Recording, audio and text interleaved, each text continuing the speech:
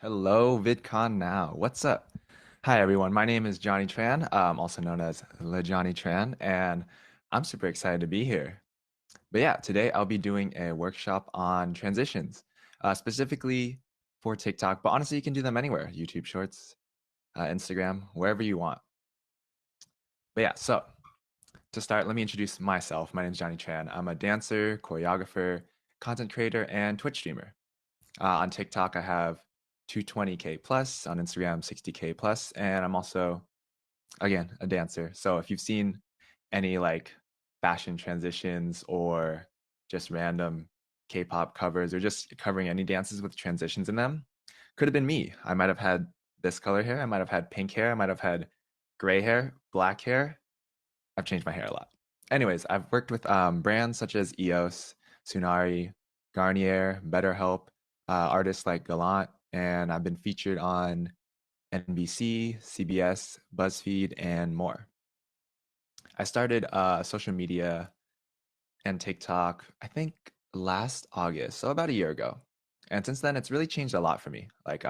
Gave me a lot of opportunities. I've gotten to meet a lot of great friends, network with a lot of people, and just get into opportunities that I never thought I'd be able to. For example, like this one. So this is really cool, and I'm really excited to have this whole workshop with y'all. Cool. I also stream on Twitch, so if you ever want to check me out there, or YouTube, I'm trying to start that up too. So any of the socials, you can find me there at Lejani Tran. Just got to do that shameless plug. You already know. But yeah, today I'm going to be covering how to make transitions and how to make them seamless. So I'll cover them in sections. And if you have any questions about each of the sections, feel free to type them out in chat. And in between the sections, if there are some questions, I'll try to answer them then. If not, I'll have a specific Q&A section at the very end, and you can go crazy right there and ask me anything about the transitions or just any questions in general, and I can answer it there. But yeah, we'll have a couple different sections. So I'm going to be going over setting it up, how I set up my filming and my transitions, how I actually do the filming, the editing I do, and then afterwards I have a little video that I'll play and I'll walk you through, and it covers the whole process from start to end of how I go and create transitions. And then afterwards we'll conclude everything and have a Q&A, all that good stuff. But yeah, again, any questions, feel free to just like pop them in the chat and I'll get to them as soon as I can. So to start, um, what makes a good transition? And you can type in the chat if you want, just like what things you think make good transitions. But I'll tell you a couple of what really stands out for me, because I think transitions work really well. Sometimes they're not even the cleanest, they don't have to be the cleanest, but what really matters is they catch the audience by surprise, whether it's some shock factor, where it's very unexpected, or it's just done so well that you just didn't see it coming. So I think making it seamless and unexpected is really, really important. You want it so that you almost can't even tell when the transition happens, because maybe that'll make people watch it again and be like, oh, where did it even happen? Like, I can't even spot the exact moment. That's always really, really good to have. But in general, just the element of surprise is so powerful and so important. So definitely keep that in mind when you're planning it or thinking about what you want to do. And also, music. I think transition by itself only goes so far, but when you add music to it, it really adds that extra layer, that extra oomph that makes it just pop out and stand out. So yeah, those are a couple things I think are really, really important just to keep in mind as we move forward. So to start with the first section, we're going to talk about setting up and planning. And for me, this is the hardest part and the one you should put the most time and effort into. So as I go through this, again, if you have any questions, feel free to type them out. And if any come up, I'll answer them at the end of the section or at the end of the whole thing. But to start, when I generally film my transitions, I use a still camera. So I'll set my iPhone up on a tripod. I'll leave it there. I won't touch it. So I just want it still. That way we have consistency. Because I think consistency is the most important when making a transition. You want to make it look um, even from before and after. So yeah, I film as one continuous shot. I don't stop it and then start it again. I just film, I leave the camera there and do all the work in the front. And then afterwards, I'll go in and cut it down and edit and everything. And also on your iPhone, if you're using iPhone, you can hold down on the screen for the brightness and exposure. If you just hold it down, it'll lock the brightness and exposure. Because sometimes if you go in front of the camera or move, etc., then it switches up the exposure or brightness. And you don't want that happening while you're filming, because then it'll show really clearly before and after that transition. So just the extra precaution, just lock it. All right. The next thing I do, or I like to do, is I like to set up markers and placeholders to help me keep spots for my transition. For example, I might use slippers, I might use a coin. Maybe I have like a mark on the floor if you have carpet, or maybe like there's a slightly darker spot, just something subtle that isn't too obvious to the camera. Having stuff like that, just a marker or placeholder, helps you keep track of where you stood before and after. Say you need to walk out of frame and then come back later. It's really important that you get the exact same spot. So having some sort of marker or even a friend to help you and point out, okay, they're watching, right there is the spot where you stood, is really, really helpful. Something a lot of people do is if they're wearing shoes or slippers or whatever they're wearing, they'll take the shoe off, but leave the shoe in the exact spot so they know exactly where their feet are going. And that's really, really helpful right there. I just saw a question. It says, what makes good trans? Oh, it's not a question. Oh, I see. It was a comment. So, what makes good transitions? People say camera placement and angles. Yes, yes, camera placement and angles are very important, especially if they can help mask the transition. And that's something you can always go back afterwards. Like if you notice something didn't work or how you can improve on something and you look back on it, that's definitely a good one right there. Next thing I would say is lighting. And lighting is so important, not only for transitions, but also just the general quality of the video. For lighting, what I used to do, and I wouldn't always recommend this, but natural lighting is the best for sure. But the hard thing is that if the sun, so if you're taking too long to transition, the sun moves a little bit, you'll notice your shadows move. So if you're using natural lighting, all power to you if you can get soft lighting. But if it's a little stronger or the sun's showing through the window, etc., it's making big shadows, you're sort of fighting with time. So you want to do them as fast as possible. So just keep that in mind. But the easiest way to combat all of this, get a really good ring light or any ring light. Or if your house has really good lighting already, that works perfectly. I just got a ring light, like a really nice one. And honestly, that helped immensely so that I don't have to rush. Because before I would have to try to do the before and after of the transition as quickly as possible. And if I was too slow, you would see the shadow in the background shift a little bit. And it just throws it off. Even though it's so subtle, it does throw it off just a little bit. So if you can, try to mitigate that by using a ring light, a really nice ring light, whatever you have. Maybe just your regular house lights that can work totally fine. But if you're using natural lighting, try to make it as soft as possible. So maybe if you have a window, put what is it, a curtain? Not too strong of a curtain where it blocks it all out, but something just to soften it a little bit so the shadows aren't as harsh. Anything like that really helps. The next part I would say is know exactly what you're going to do. So choreograph the movement so that you're super, super aware of exactly what you're doing. Practice it, maybe even like plan out how you're going to film it. That's all very, very necessary.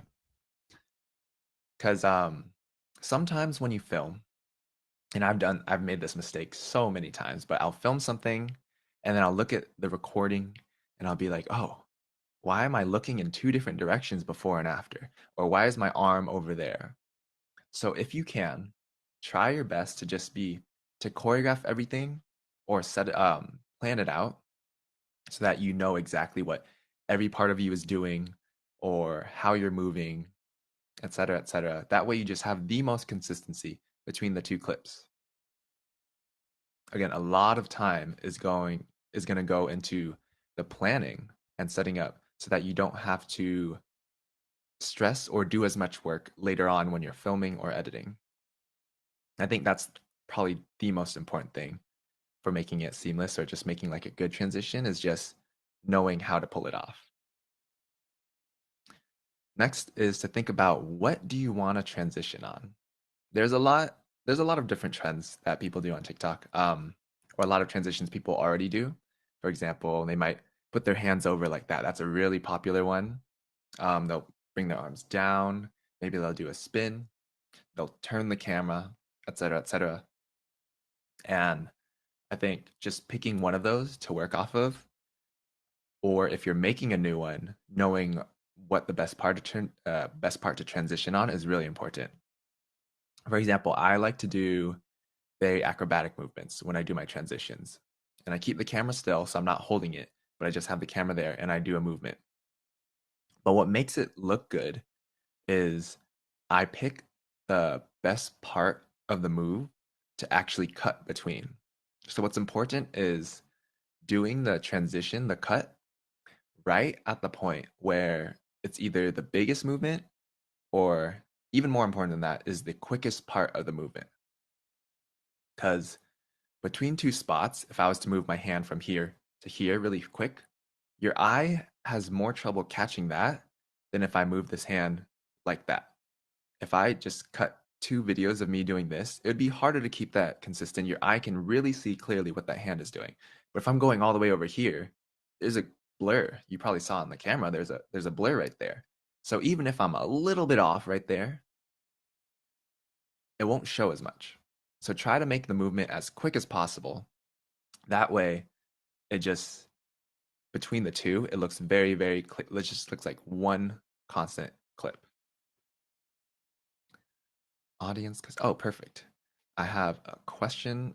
Let me go ahead and take the questions. I'll do at the end of the section. So if we have more questions piling in, I'll get through pretty much everything and then I'll get to the question. But yes, feel free to keep on asking if you have some more. Another thing is you can do transitions still or standing. And a lot of people do that, especially with fashion TikTok. If you've seen that, they'll stand there and maybe they'll step their foot or something, or they'll just like bounce in spot. And it's very, very important, again, that you keep exactly where you stood. Because even if you're like an inch, a few inches off, it shows really, really clearly. So, like using the thing where you have shoes on, you take it off, keeping the shoe in the exact same spot. That way, when you put it back on, you're in the same thing. It works really well. But again, I think movement for me is the easiest to transition on and make look really, really good. But yeah, in general, just controlling as much of the environment as possible so that everything is consistent. That being like lighting, the background, you don't want anything moving in the background. Maybe if you're filming outside, try not to, just because maybe the leaves are blowing in the wind. Stuff like that could affect it. The angle where you're looking, all that. You just want to really like take control of every part of it just so that it all looks as good as possible. But yeah, so and then knowing exactly what you're doing so that if anything unexpected or that so that if anything comes up later, you know how to control it or you don't have anything unexpected come up later. Because I think it's tough to film and then look back at it and be like, "Oh, I didn't even notice that part." But again, that's also how you learn and that's also how you get better at it. So it's a learning process all the time, all the time. But yeah, it really, really makes a difference to plan it out before you do any filming. Because when I first started doing transitions, honestly, I would film for about 10, 15 minutes total of filming. And it doesn't sound too long. But when, like, for example, I was doing more or I do more acrobatic movement, it can get really tiring when you're doing that for a longer period of time. So if you can cut that down, even if you're not doing something as anything too crazy, even if you're doing it over and over, you can get tired. So it's usually best to try to just mitigate it and keep it down. But yeah, I used to film for like 10, 15 minutes. And now when I film an average of 2 to 4 minutes, which is like a huge difference. And that just goes to show like how important planning and setting up can really be to help make these transitions. But yeah, that's basically most of the stuff I have for setup and planning. If you have any questions, put it in. I'm going to go ahead and answer some before we move on. But as any come up, just feel free to throw them in. All right, so first one, we have Posh Triangle. When thinking of a new TikTok transition video, what is the first factor to inspire it? Music, outfits, dance movement, or something else? Honestly, for me, when I try to think of new transitions, TikTok has all these different new trends coming up. And what's really helpful is it can be difficult to come up with a new trend, but I think it's a little easier to take an existing trend and then add your own twist on it. So a lot of times I'll see a popular dance and I'll be like, oh, I really like that dance. But how can I make it different? Because everyone's just doing the dance. So maybe my thing is at a transition at a certain point. So then I think, okay, which spot might work for a transition? And then maybe like, how do I want to dress to make it look like maybe okay before and then after the transition, it just pops out in your face. But really you can draw it from anywhere. Maybe you hear a song that you think would has a really great drop and you're like, okay, that would be perfect. Really can come from any of those factors for me. But I'd say in general, what I take away the most is like seeing a trend and being like, how can I step that up? How can I level that up even further? And I think that's a very important factor of getting your work noticed, your content noticed, is also like, don't do what everyone else is doing, but do something just a step better so that it stands out from the crowd. But yeah, great question. Moving on, we have Zoe asking, how do you plan differently now than when you first started? Also, do you do a lot of video editing outside of TikTok because you're so good? Oh, thank you. How do I plan differently now? I think since I've been doing transitions for a while, I know I do less setup actually than I used to, just because I'm very familiar and comfortable with recording and knowing exactly what to look for. So I do it a lot faster because everything is I'm used to it. So I might not do as much setup now, but if anything, I'll do analyzing with like what move I want to do, or if there's a certain dance, I'll watch through it and figure out like the best parts to transition on or how I'm going to structure it so that it goes really, really smoothly. So I wouldn't say it's necessarily different, but just faster because I am familiar with the whole process. And then we have the next question, Jellington. What movements do you think are easier for people beginning to learn how to create transitions? I think um I think the ones I demonstrated before is like the popular ones where you're here, or generally movements that take up the whole screen and you're closer up to the camera. It makes it easier, especially if you do it fast, to cut right between. So this one's a popular one where they put their hands over or where they swing their arms down. Even if you're holding the camera, I can actually hold my phone here and say you're recording and you turn it and then you re-record from here to face you again. Hopefully that made sense to the camera, but something like that, where it's just these quick movements or even closer to you, tend to be easier in my opinion. And I think the more further away from the camera or the more of your whole body is shown, the harder and the more you have to keep track of. So in general, if you can just keep it like upper torso or your face, those tend to be easier in my opinion. So if you want to start with those and then develop from there, that'd be really, really smart to do. But yeah, so that's pretty much everything for setting up and planning. Oh, okay. And then it looks like a lot of people use iPhones or external web cameras. That's perfect. Yeah. I find iPhone very, very helpful to use. If you have any other, like if you have a nicer camera, personally, I don't film on that, but if it works for you, or you can get like really HD video from that, because I see a lot of people do that as well. Like that's perfect. I think the main point is just having something that's easy to use. And if you have like a tripod or something to film on, that makes it perfect. But yeah, moving forward. let's talk about filming. How to film it, best ways to film it, or what makes filming easier. And again, if any questions come up during this section, feel free to ask them. Throw them at me. I got you. So when I film, and I think I mentioned this earlier, but I like to film one continuous shot. So, because the point is, if you film and then stop the camera and then start it again, you risk like pressing the button and then shaking it a little bit or moving it a little bit.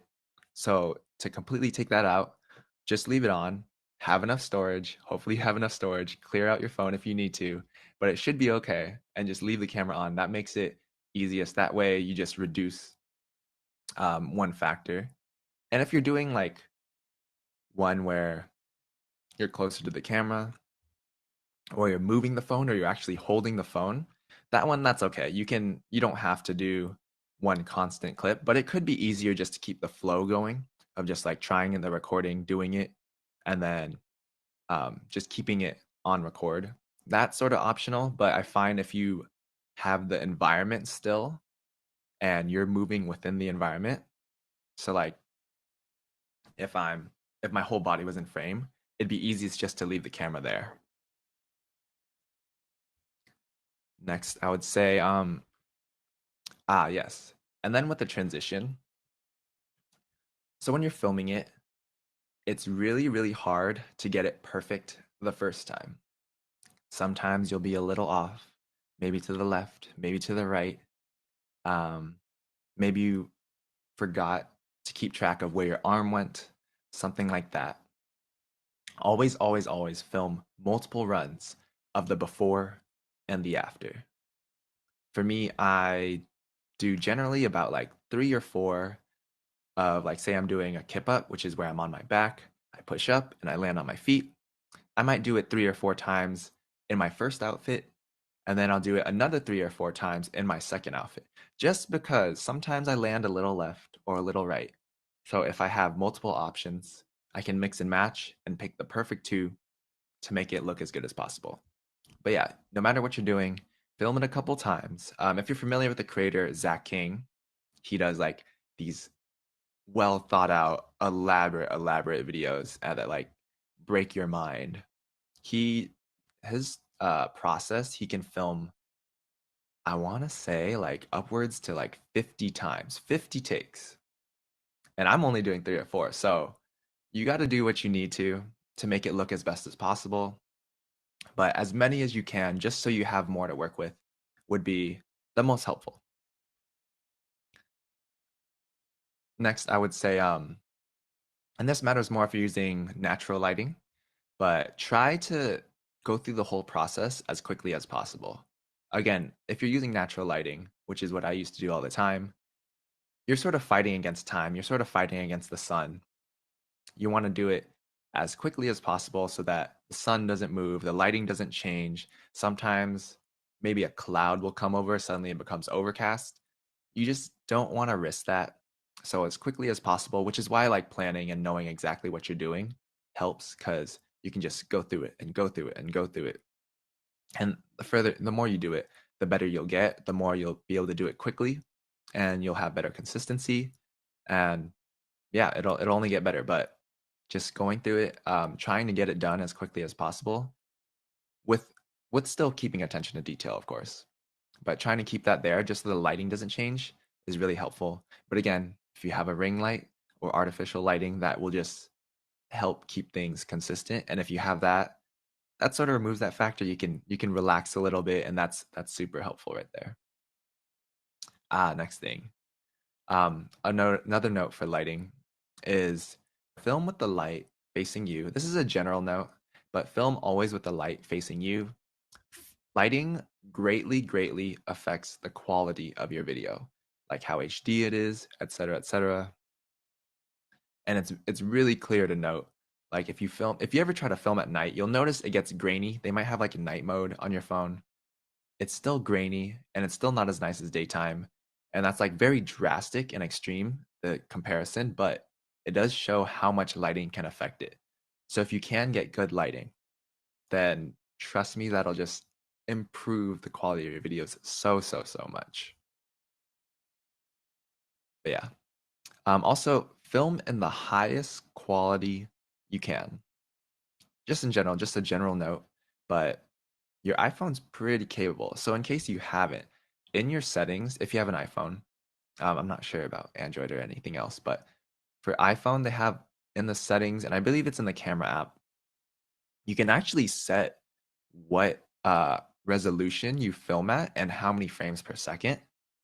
So I think by default it's like 1080 by either 24 or 30, but you can actually change it to 4K and 60 FPS. It's not the default setting, so it won't normally be that, but you can change it. Just know it does take up more storage, but the quality of your videos will look A1. Like that is the way to go. If you have the storage to do it. Oh, nice. But yeah, moving forward, if you're doing a clothing transition, try to keep your clothes. I like to keep my clothes just like on the side from where I'm standing, just out of frame. That way, as soon as I'm done with the first part, immediately I just step off frame, change as quick as I can. Everything's all there set out for me. So again, part of the setup, but everything's all set up and I can go back in right away. You want to make things as easy for yourself as possible, but really like try to reduce the filming time as low as you can. I think that's just a general note because also you can get tired. There, you do get exhausted filming, and it can be upsetting if you're filming, you have to do something over, and then you change, and you realize, oh, something messed up, and you have to change it back out and go to the beginning. To just again, just try to make it as easy as possible. But it is okay if you do mess up. If you do need a refilm, that's fine. Sometimes I would get frustrated. I'd move on to the next day and okay, I'll film it the next day. Like I've had enough for today. And that's okay. Sometimes you got to call it quits. But the thing with that is the next time you film it, it'll always be smoother. It'll always be better because you learn from trying it once. So it's okay to step away. It's okay to have to refilm. I've done that thousands of times. I'm sure other creators have done that so many times. You got to do what it takes to get the best take. So it's okay. You only just learn more and become better at it. And I think the last part I would say is really important is music. And this could be just music you play as you are working. Having maybe good music you vibe to will just get you in a better mindset and you'll be like, okay, I can do this, rather than just silence. And it's like, oh, just doing the moves. It feels a little awkward. What I like to do if I'm doing a dance or I already know what song or sound I want to use, I'll go on my laptop, I'll play the specific TikTok, it goes on a loop, and I just leave it there. So I constantly hear it. I have the cues, if there are cues, like certain parts I want to do, etc. But I'll have that all prepped. So I just have this, I know exactly what I'm doing and what I'm doing it to, what song I'm doing it to. I'm just constantly in the mindset to do it. But yeah, that basically covers everything for filming. I think I'd add one more thing is that just be very aware of your framing, especially if you're doing like a transition where you're holding your phone. Just be very aware, like if you're filming right now in this screen, my head is maybe like just in the middle, right? Like I have this much space above and about the same. Like it's pretty even. So then if I was filming right now, I'd want to be very aware, okay, my head is generally very centered. Same thing if you're filming with the camera or with your phone. You want to be very aware, okay, there's about like this much space above or to my left or to my right. Just keep that in mind so that it makes it easier to stay consistent. Again, you want as many markers or cues. On your iPhone, you can have it so that when you film, it has the grid and that might give you better spacing. So that's another helpful tip. You can turn that on, I think in your camera setting as well, but it'll have a grid. But yeah, that's pretty much everything for filming for me. Um, we do have a question, so I'll go ahead and answer that now. Roshni asks, do you recommend filming transitions outside of TikTok to make the editing process easier?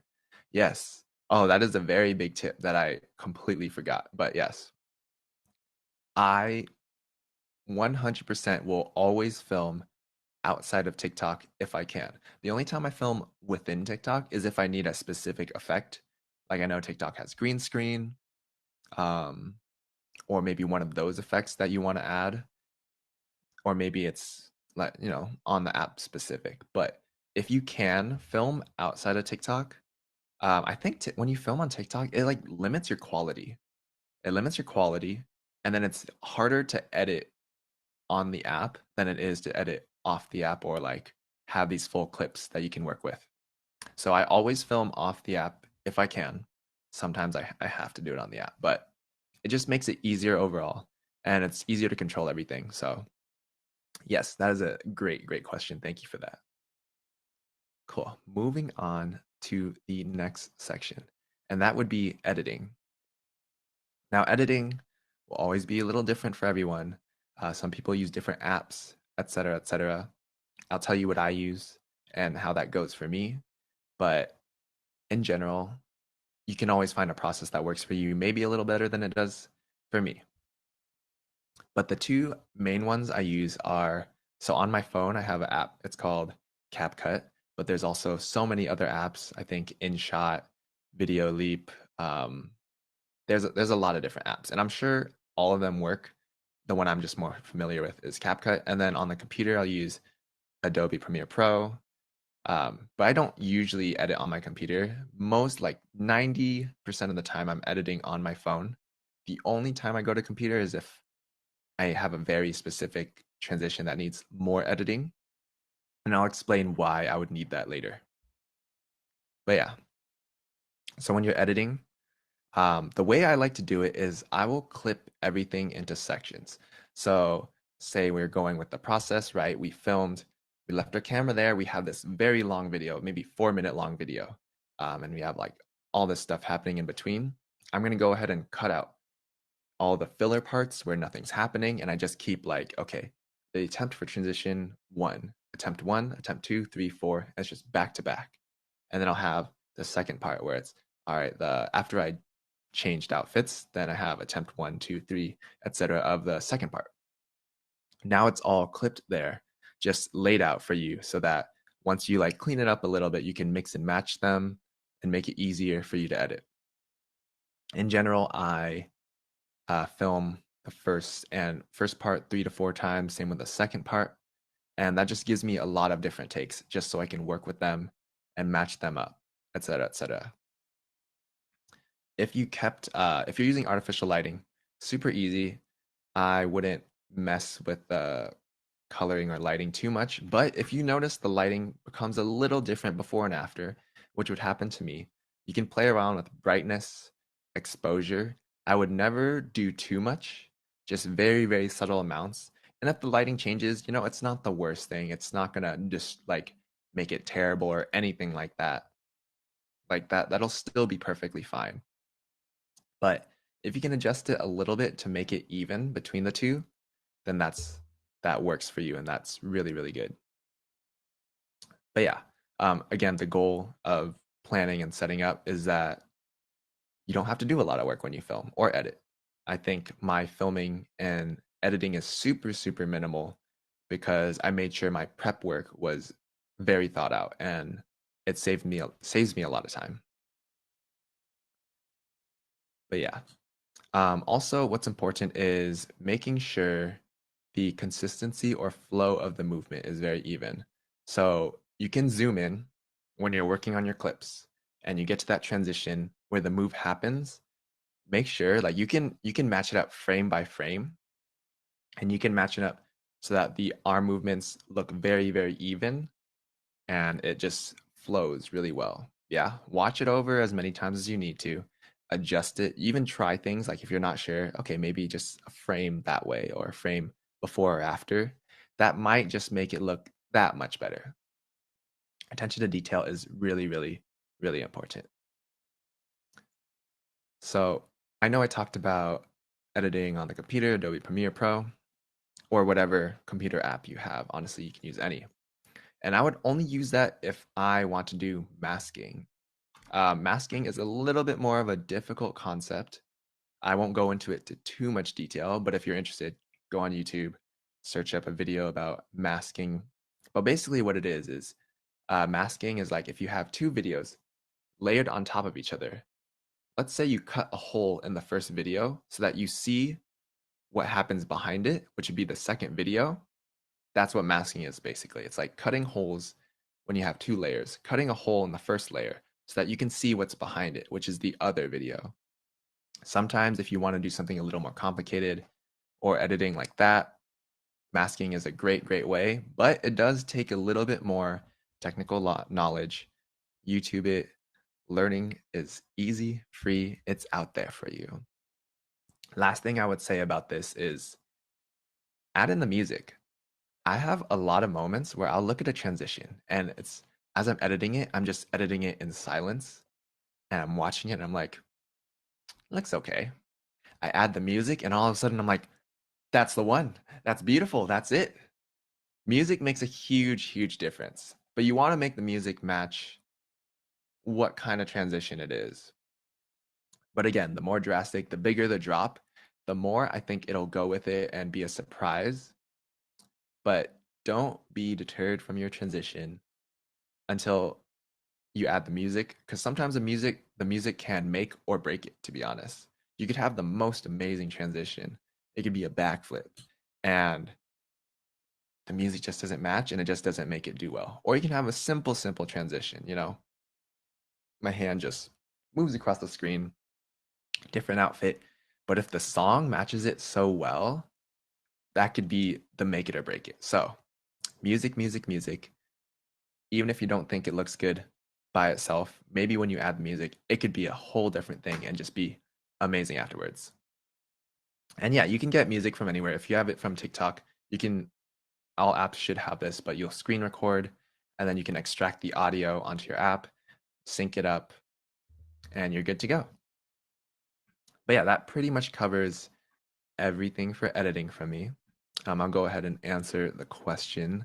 Looks like Marlene asks, when uploading the finished edit, do you see a quality change on TikTok? I've seen that with my videos. And if so, how do you fix it? Do you have to re-edit the video to combat the change?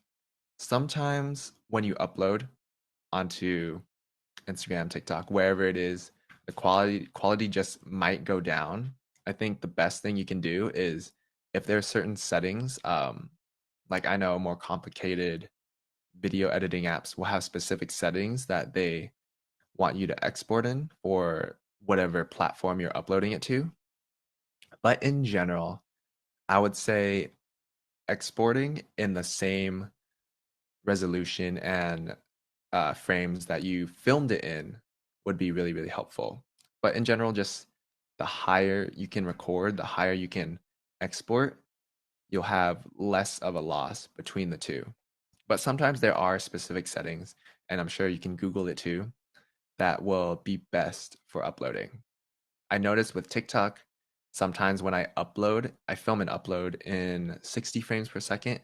I'm not sure if the server can handle it on TikTok sometimes, so there might be like a little bit of a lag and then the video catches up to it randomly. I think it's because of the 60 frames per second. It might be safer for 30 frames per second, but if you can up the resolution as much as you can when you film, that might help a lot. But yeah, that's a great question.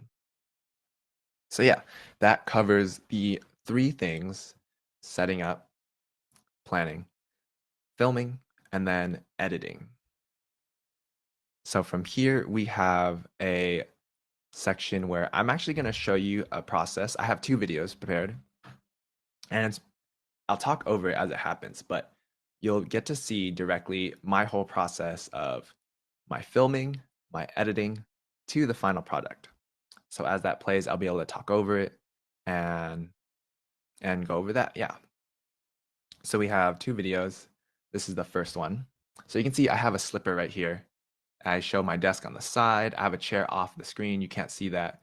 But I sort of have this triangle thing going on. So I can see exactly what meets in the center, which is where I'm going to sit. And I know every time I sit, I set up, my foot is facing forward right at the slipper. These are all my cues I keep for myself so that I can keep it as consistent as possible. So once I have everything set up, I'll try out my transition. I'll do it once, right there. And I only need the first part, so I've done it once. Sit back down. This is the attempt number 2. Oh, almost fell there, but we're okay. Attempt number 3, and I just do it a few different times. This one I landed a little bit to the left if you saw. So if I have a second take on after I change, it'll be easy to match that up. Sometimes I land a little bit wider or my feet close together. It changes. Now I take the slipper and put it back in the middle. That way I know exactly where I'm going to stand. So when I return to it, as you can see, I sit right above that, put the slipper away. I don't need that anymore. And now I perform the same move over again, this time landing, finishing off the rest of the video, and try it a few more times. But basically, you want the movement to be choreographed and planned out so much that you don't need to edit. The editing will be very minimal. So right now I have CapCut open. I'm going to click new video and load it in here. So now first I trim off all the excess, and all I have to do is work with the actual video. So right now I'm going to do my first cut the beginning. So I'm left with right when I start to sit, I'll find the spot where I transition right there as I'm about to land, cut that, and I'll keep on doing that for each section. I think I jump forward so that you don't have to see me cut each section. But each time I cut the beginning of where the video might start, and then I cut right where the transition I want to happen. And I like to do it before my feet touch the ground, because while I'm up in the air, it's easier to make the transition less or more seamless. So right here, I got to the second part. I'm going to cut right as I'm about to land on that second half of the video. And already you can see I'm testing it out. And already it looks really, really close. If anything, for me, when I did this, I noticed my feet, which is probably the more important part, land exactly where they need to be. So it's good. But if I want to be a little bit more precise, I can see my body is a little bit off there. So I think I do try a few different, I mix and match just a little bit to see what works better. Like, yeah, I'll drag that clip to the front. We'll test it here. This one, I land a little bit off. So the second clip landed a little bit to the left. So I'm going to try it with the next one. Boom, that one worked better for me. So I think that's the one I like. I compare it, I go through it slow, and that's the one I'm going to run with. So I go ahead, deleted everything, and it looks like there. And good. And then I'll play one more time, showing the final complete product. Roll back. Obviously, I haven't added music, but if you imagine a big drop there, it'll look great. But yeah, that's the general process. And I think if we have it, a second video with another transition, pretty much the same process, but just to demonstrate a different one so that you have two that you can see. So this one is a different transition. Rather than doing something a little bit more acrobatic, I'm holding a jacket. I'm just going to jump over it.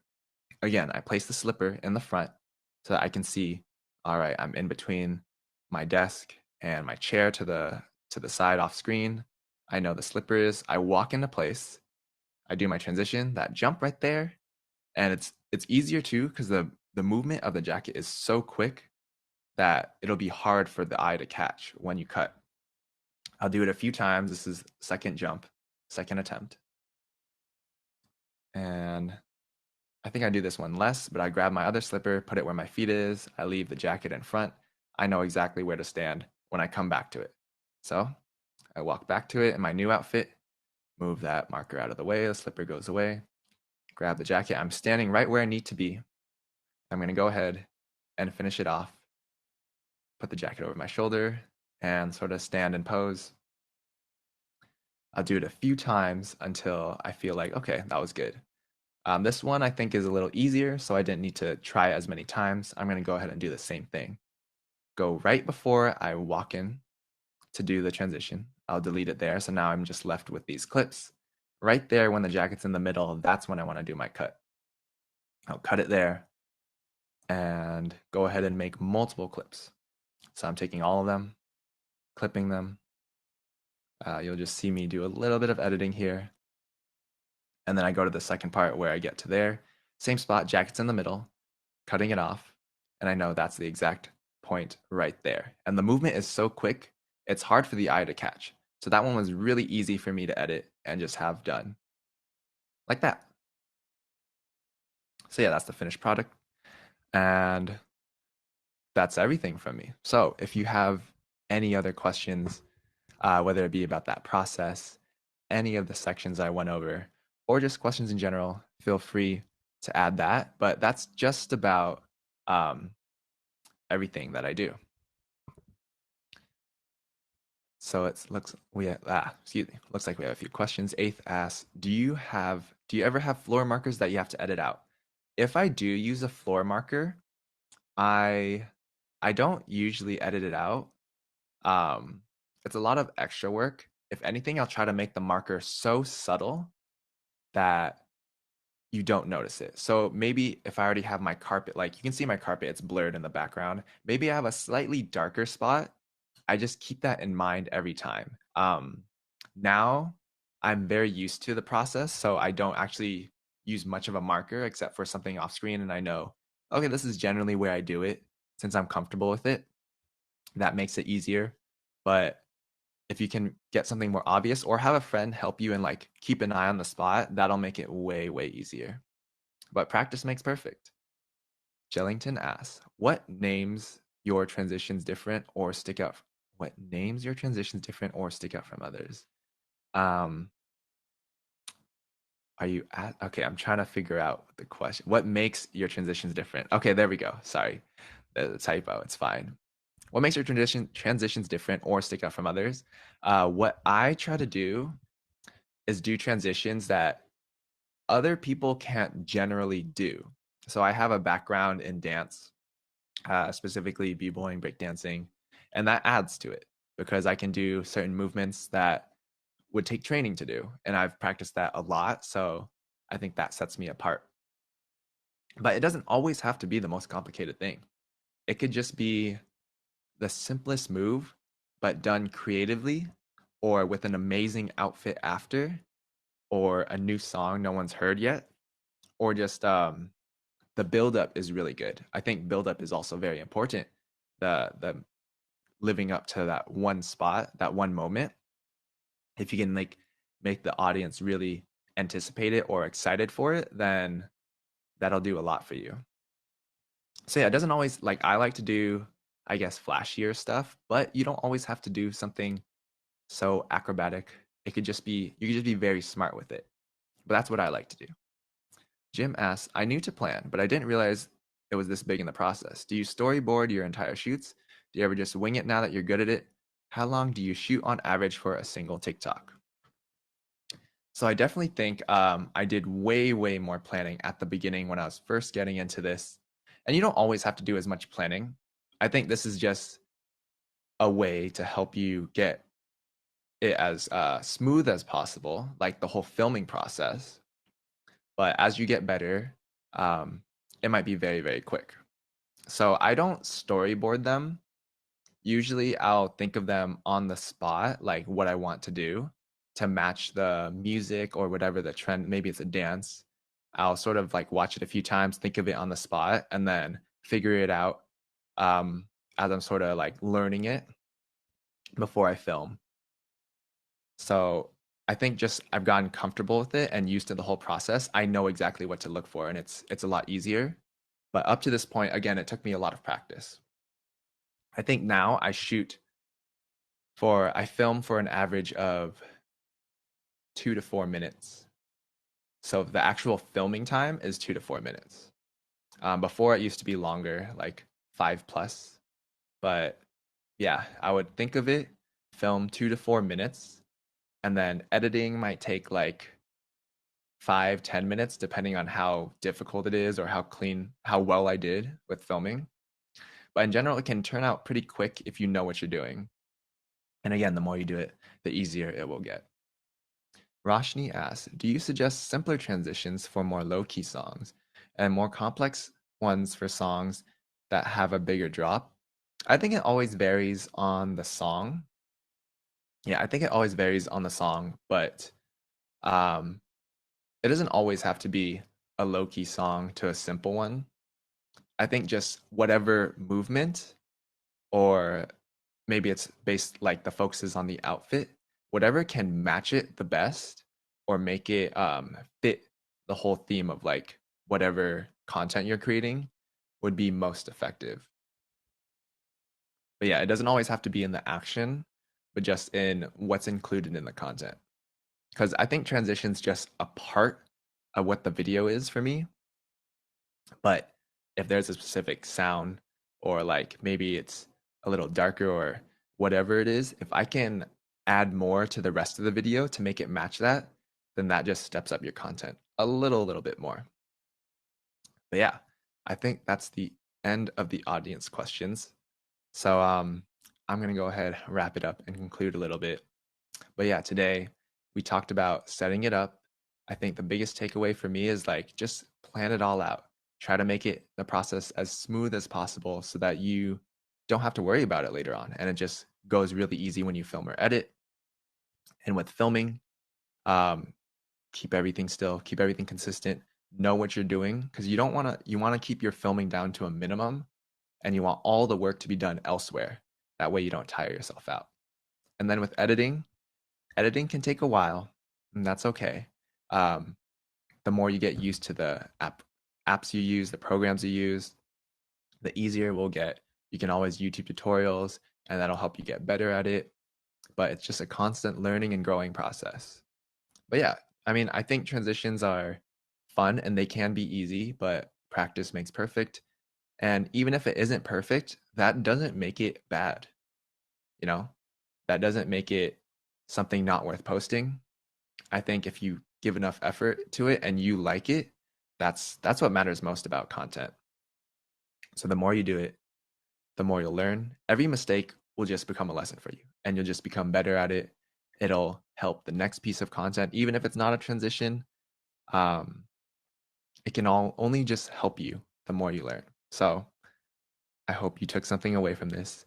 Even if you don't plan to do transitions, I hope you took just knowing the process to help you like better your content or just inspire you or make you want to make more content or if you just wanted to know this just to know. But yeah, thank you all for tuning in. If you haven't followed me, you can check me out on TikTok, IG, Twitch, YouTube, Twitter, etc., etc. My at is down there at Johnny Tran. And yeah, a big thank you to VidCon for putting together this awesome thing, VidCon now. I know there's other speakers going on. I think there's one on the 30th as well. So the other workshops will be there too. Feel free to keep that up. And then hopefully I'll be able to see you all in person in VidCon when it opens back up next year. But yeah, I think that's everything from me. Thank you all for tuning in. I had a lot of fun. I was really nervous for this, but it was a great experience and I hope you took away from it. If you have any questions about any of this, feel free to message me. It'd probably be easiest to message me, DM me on Instagram. But yeah, if you have any questions or further things, just reach out to me there. Stay up to date with VidCon, all of that good stuff. Stay healthy. That's everything from me. Thank you so much